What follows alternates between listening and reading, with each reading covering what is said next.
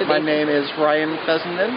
I am Assistant Manager of Butterfly Rainforest at the Florida Museum of Natural History on Hull Road in the Cultural Plaza of the University of Florida. I started working at the Butterfly Rainforest as a ticket taker 7 years ago. Before I was hired, I was a regular visitor. I liked to photograph butterflies and I liked to learn what they were. And I got to be around so much, I guess they decided to start paying me, and kind of snowballed from there. The museum moved to this location back in 1998. This portion of the museum was an addition built in 2004. The Rainforest is part of the McGuire Center, which is the Center for the Study of Lepidoptera and Biodiversity, which is all added on to the original superstructure of the museum. The Butterfly Rainforest is more of outreach, public awareness, the funner side of the study of butterflies and mollusks, where all the nitty-gritty science and research goes on down the hallway in the McGuire Center proper.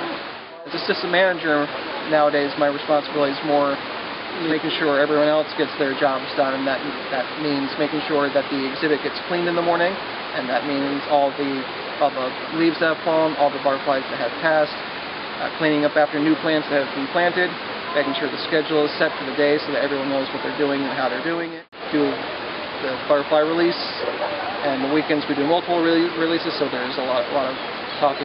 A lot of time is spent out here with the public answering questions.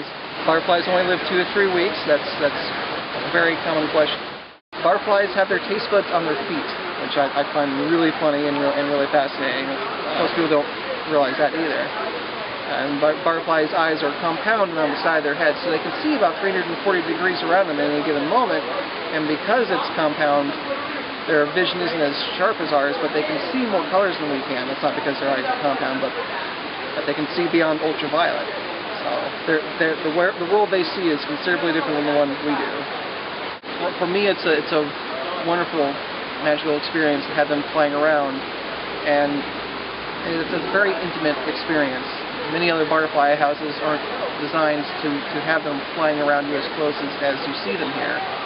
And given that we are an outdoor exhibit, that means that they are affected by the weather, but it also means you get to see them as naturally as they would in the wild. They're affected by the cool. They're revitalized by the sun. They hide when clouds roll in.